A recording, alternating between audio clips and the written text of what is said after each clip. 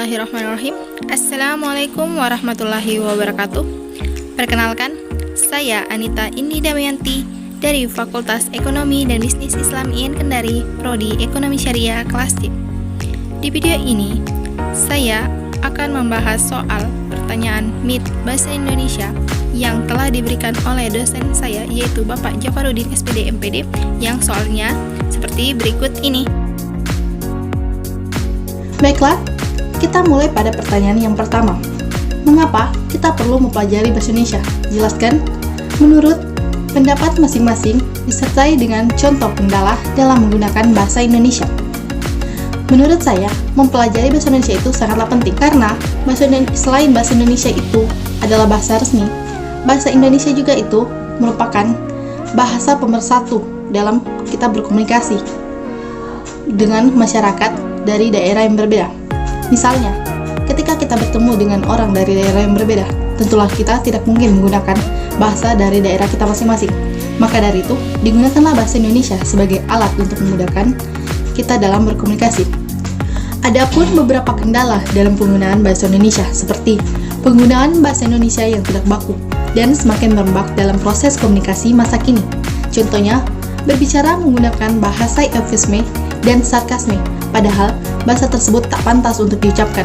Kemudian, bahasa asal nyambung atau asal orang mengerti saja apa yang kita ucapkan. Padahal, yang kita ucapkan tersebut sudah merubah penggunaan bahasa Indonesia yang tepat, seperti penggunaan EYD misalnya. Lanjut soal yang kedua. Tentukan fungsi-fungsi kalimat seperti subjek, predikat, objek, keterangan, pelengkap pada kalimat berikut ini. Kalimat yang pertama, ibu berjualan pakaian di pasar tiap hari. Kata ibu itu merupakan subjek, kata berjualan merupakan predikat, kata pakaian merupakan objek, kata di pasar merupakan pelengkap, kata tiap hari merupakan keterangan.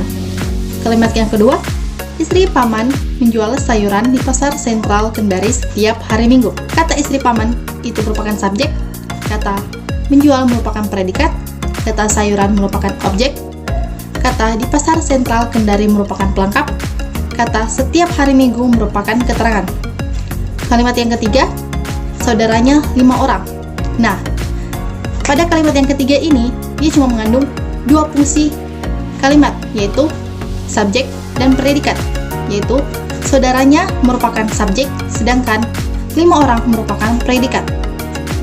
Lanjut soal yang ketiga, sebutkan masing-masing 3 fungsi bahasa Indonesia dalam kedudukannya sebagai bahasa negara dan bahasa nasional. Kedudukan bahasa Indonesia sebagai bahasa negara. Pertama, bahasa Indonesia sebagai bahasa resmi kenegaraan. Kedua, bahasa Indonesia sebagai alat pengantar dalam dunia pendidikan. Ketiga, bahasa Indonesia sebagai alat pengembangan kebudayaan nasional, ilmu, dan teknologi. Kedudukan bahasa Indonesia sebagai bahasa nasional. Pertama, bahasa Indonesia sebagai lambang kebanggaan nasional. Kedua, bahasa Indonesia sebagai lambang identitas nasional. Ketiga, bahasa Indonesia sebagai alat pemersatu seluruh bangsa Indonesia. Lanjut soal yang keempat. Jelaskan 2 alasan sehingga bahasa Melayu diangkat menjadi bahasa Indonesia. Alasan pertama adalah karena bahasa Melayu merupakan lingua franca atau bahasa pergaulan di Indonesia, yang dimana sistem bahasa Melayu itu mudah dipelajari serta tidak mengenal tingkatan bahasa seperti bahasa halus maupun bahasa kasar. Alasan kedua, karena suku Jawa, Sunda, dan suku-suku lainnya yang ada di Indonesia dengan sukarela menerima bahasa Melayu sebagai bahasa Indonesia dan diangkat menjadi bahasa nasional. Lanjut soal yang kelima. Manakah kata yang baku pada kata-kata berikut ini? A. Atlet atau atlet. Nah, di A ini yang kata baku adalah atlet. B. Kampas atau kampas. Di B, kata baku adalah kampas. Sedangkan yang C, fotokopi disambung atau fotokopi tidak disambung. Yang C ini yang kata baku adalah fotokopi disambung. Yang D, terima kasih tidak disambung atau terima kasih disambung. Di D, yang kata baku adalah terima kasih tidak disambung. Lanjut soal yang keenam. Tentukan kelas kata pada kata-kata berikut ini. Manisan, mimpi, bahagia, dipercaya, beraksi, terbaik. Kesembilan. Nah, di sini ada 3 kata yang merupakan kata imbuhan, yaitu manisan, dipercaya, dan terbaik. Namun, bila dihilangkan kata imbuhannya, manisan menjadi manis, dipercaya menjadi percaya, dan terbaik menjadi baik, maka ketiga kata tersebut merupakan kata sifat atau adjektif. Kata bahagia juga merupakan kata sifat atau adjektif. Sedangkan kata mimpi merupakan kata benda atau nomina. Lanjut, kata beraksi itu merupakan kata kerja atau verba. Sedangkan kata kesembilan itu merupakan kata bilangan tingkat 2. Lanjut soal yang ketujuh. Sebutkan hiponim masing-masing 5 bentuk pada kalimat berikut ini. A. Sayuran hijau. B. Makanan sumber karbohidrat non-beras.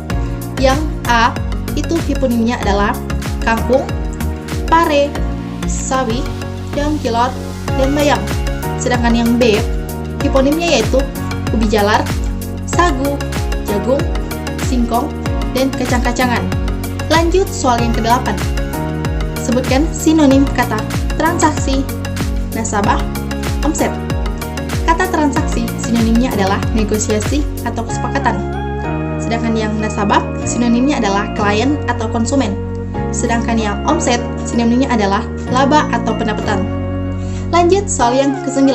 Sebutkan makna denotatif dan konotatif kata kambing hitam dan amplop pada kalimat-kalimat berikut ini.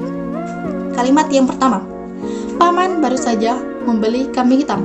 Pada kalimat yang pertama ini, kata kambing hitam bermakna denotatif atau makna yang sebenarnya.